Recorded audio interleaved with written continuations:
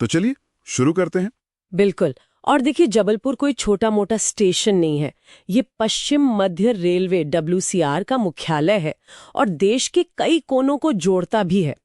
ये जानना जरूरी है कि यहाँ से रोजाना मतलब डेली 140 से ज्यादा ट्रेनें सिर्फ गुजरती नहीं हैं, बल्कि कई यहीं से शुरू होती हैं या खत्म होती हैं। तो ये इसे एक बहुत व्यस्त, अहम, बहुत महत्वपूर्ण जंक्शन बनाता है। हाँ, ये पॉइंट जरूरी है। कुछ जगह शायद ये क्लियर नहीं होता कि ट्रेनें सिर्फ पास होती हैं या स्टार्ट भी होती हैं। और इतनी ट्रेनों का आना जाना, मतलब यात्रा के लिए तो फिर ढेरों विकल्प हैं। और हाँ, आपने सही कहा, पास का मदन महल MML स्टेशन वो भी ध्यान में रखना चाहिए। टिकट बुक करते समय कोड ठीक से देखना जरूरी है। अच्छा, गाइड में ना पैसेंजर, एक्सप्रेस, सुपरफास्ट कई तरह की ट्रेनों का जिक्र है।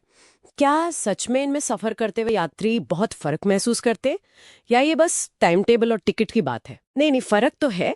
और इसे ना सड़कों के उदाहरण से समझ सकते हैं आसानी से। जैसे पैसेंजर या मेमू ट्रेनें हैं, वो समझिए सिटी बस जैसी हैं, हर छोटे स्टेशन पर रुकती हैं, धीमी और सबसे सस्ती।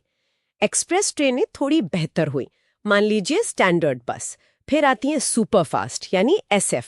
ये है एक्सप्रेस हाईवे पर चलने वाली बसों जैसी। इनकी एवरेज स्पीड 55 किलोमीटर प्रति घंटे से ज्यादा होती है।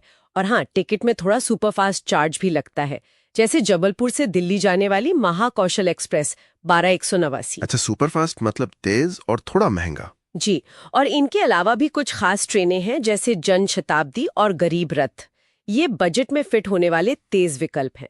जन शताब्दी में बैठने की सीटें होती हैं, AC और नॉन AC दोनों। जबकि गरीब रथ जो है वो पूरी तरह AC स्लीपर ट्रेन है, लेकिन उसका किराया सामान्य 3AC से कम होता है। और सबसे नई तो है वंदे भारत। वो तो एकदम प्रीमियम अनुभव है, बिल्कुल आधुनिक, तेज और सुविधाओं से लैस। ठीक है, तो ये ट्रेन की स्पीड और कैटेगरी वाली बात समझ आ गई। पर असली सफर तो डिब्बे के अंदर होता है। गाइड में वो SL, 3AC, 2AC जैसे कोड्स दिखते हैं। एक आम यात्री के लिए मतलब आराम और बजट के हिसाब से इनमें क्या मेन फर्क होता है? हाँ, ये कोच क्लास यात्री की जरूरत और जेब दोनों के हिसाब से बने हैं। देखिए, स्लीपर क्लास SL सबसे बुनियादी और सबसे किफायती है। सोने की बर्थ वाला नॉन AC कोच होता है। ये लंबी दूरी के लिए बहुत पॉपुलर है इंडिया में। फिर है 3AC मतलब 3A। ये सबसे कॉमन AC कोच है। आराम और किराए का एक अच्छा बैलेंस मिलता है इसमें, बेड रोल वगैरह सब मिलता है। हाँ, 3AC सबसे ज्यादा चलता है शायद। बिल्कुल। फिर आता है 2AC यानी 2A। ये थोड़ा महंगा है, पर इसमें प्राइवेसी और आराम ज्यादा मिलता है, क्योंकि इसमें साइड मिडल बर्थ में ही होती और हर कूपे में पर्दा भी होता है।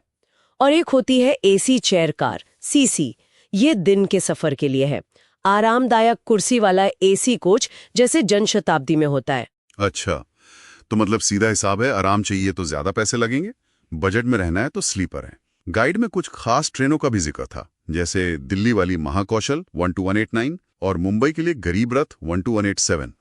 ये क्यों खास हैं? इनमें ऐसा क्या है? हाँ, महाकौशल एक्सप्रेस 12189 वो रोजाना दिल्ली जाती है और रास्ते में कटनी, सतना, झांसी, ग्वालियर, आगरा जैसे कई बड़े शहरों को जोड़ती है। इसलिए ये काफी लोकप्रिय ट्रेन है। वहीं गरीब रथ 12187 ये हफ्ते में 3 दिन चलती है और पूरी तरह AC 3 टियर कोच वाली ट्रेन है। तो ये मुंबई जाने का एक बहुत ही किफायती AC ऑप्शन देती है। हाँ, मुंबई रूट पर तो वैसे भी भीड़ रहती है। जी। और एक और दिलचस्प ट्रेन है, शक्तिपुंज एक्सप्रेस 11447। इसका रूट थोड़ा हटके है। ये मध्य प्रदेश के कोयला बेल्ट से होते हुए सिंगरौली, डाल्टनगंज के रास्ते हावड़ा यानी कोलकाता तक जाती है। तो जो लोग उस तरफ यात्रा कर रहे हैं, उनके लिए ये महत्वपूर्ण है। अच्छा, अब थोड़ी प्रैक्टिकल बात करते हैं। टिकट बुक करते समय ये CNF, RAC, WL लिखा आता है। इनका मतलब समझना क्यों जरूरी है? कई बार ये थोड़ा कंफ्यूज करता है लोगों को। हाँ, ये समझना तो बेहद जरूरी है।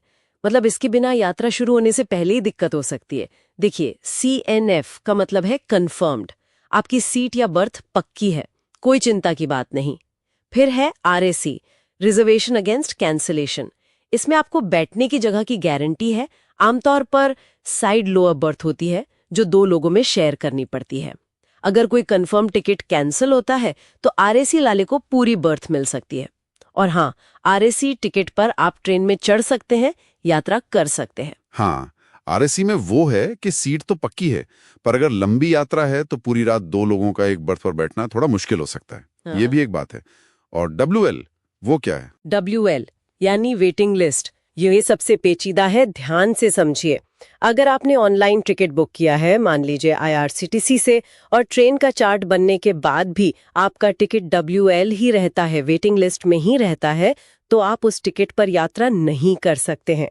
वो टिकट अपने आप कैंसिल हो जाता है और रिफंड आ जाता है। अच्छा, मतलब online wait listed ticket chart बनने के बाद वैलिड नहीं है? बिल्कुल, काउंटर से लिए WL टिकट का नियम थोड़ा अलग हो सकता है, लेकिन ऑनलाइन WL टिकट चार्ट बनने के बाद मान्य नहीं रहता।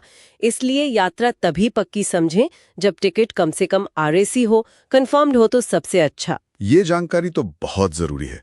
आजकल तो वैसे भी ज्यादातर लोग ऑनलाइन ही बुकिंग करते हैं।